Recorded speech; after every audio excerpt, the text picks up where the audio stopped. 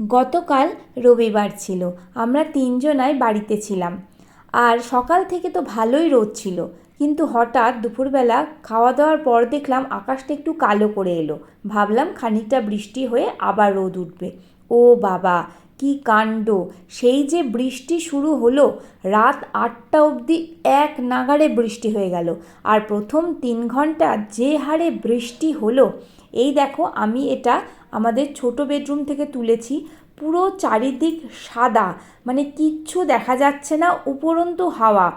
গ্রীষ্মের কালবৈশাখীর সঙ্গে প্রবল ধারে বৃষ্টি মেশালে যেরকম হয় আর কি, একেবারে ধবধবে সাদা, কিচ্ছু দেখা যাচ্ছে না। আর এদিকে ওজো তখন বাবার সঙ্গে একটু চেস খেলতে বসলো। আর এই দেখো আমি বারান্দায় যাচ্ছি, কি ভয়ানক বৃষ্টি! সামনে বারান্দায় জল চলে এসেছে। প্রথমে তোমাদের খানিকটা বৃষ্টির শব্দ শোনায়।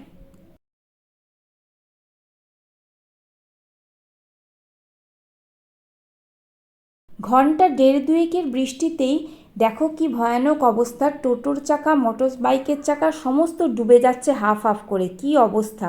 তোমাদের ওদিকে বৃষ্টির অবস্থা কেমন অবশ্যই আমাকে কমেন্ট করে জানিও। আর ভগবানের কাছে প্রার্থনা বৃষ্টিটা একটু কমুক।